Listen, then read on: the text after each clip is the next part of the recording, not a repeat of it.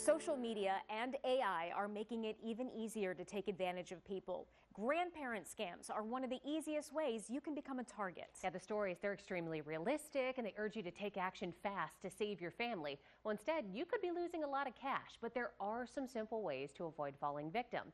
I spoke with a bail bondsman about what actually happens if your loved one gets in trouble with the law. Oh, we have Eddie Miller with us from the Ohio Bail Agents Association. So, Eddie, we know that the fake arrests or the help your grandchild right away scams, they're happening all the time. So how are these scammers actually finding older adults to target?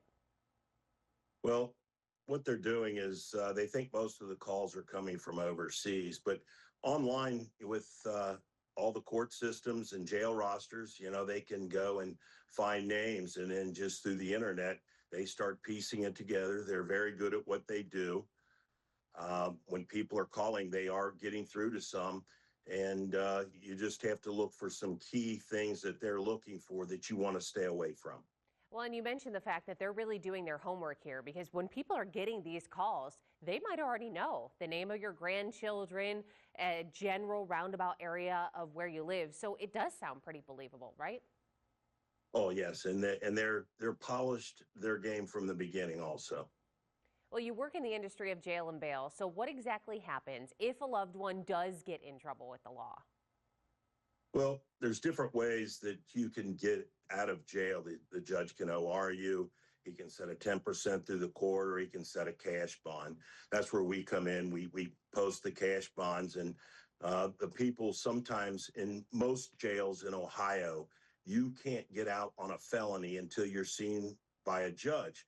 Well, that's where these people are in jail for short periods of time, and they're finding them fast and reaching out and trying to reach the loved ones, knowing that they're not getting out, but the loved one just working, saying, hey, I want my loved one out.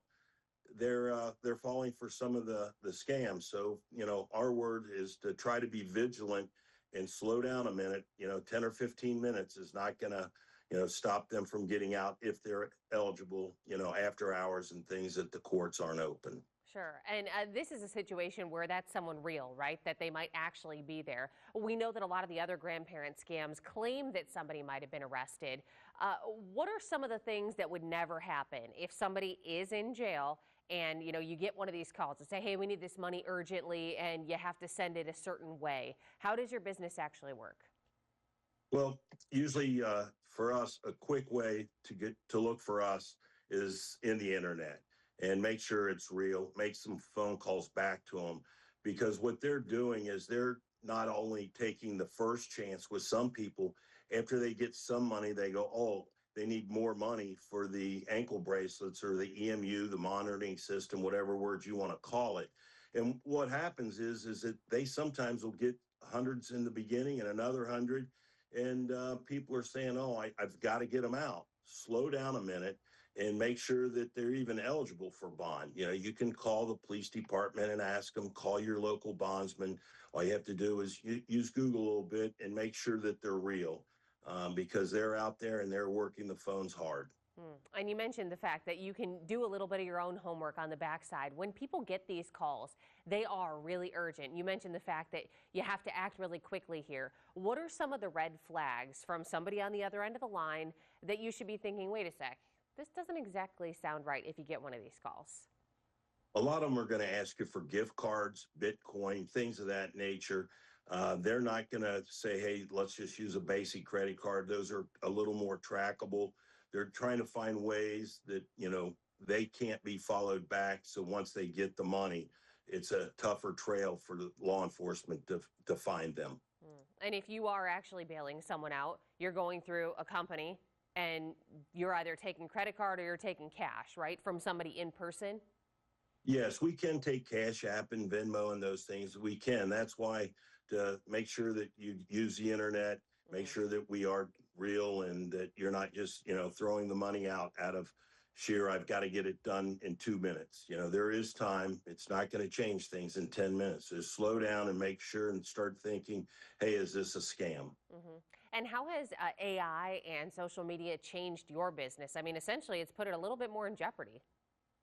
AI and things are fast. that, everyone is in a society that I need to know it now.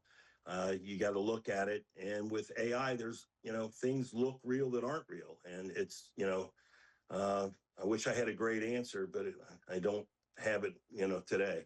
Sure, sure. Well, just really have your wits about you then. And for any older adults that are out there watching who might get one of these and get really scared, because as you mentioned, these are professionals. They can be very pushy on these calls. What should people do? Is it okay to just hang up? Yes, the police, if it was me, what I would try to do first is write the phone number down. And if you feel like you've been scammed, call your local police, whatever jurisdiction you're in. The more numbers and reports that they get, the better chance of them being caught. And if they did take money, you definitely want to make sure you get a police report. That way, your bank has a chance of maybe getting your money back. All right. Well, Eddie, we really appreciate it. Do your homework and be aware. Thanks for being with us. Thank you.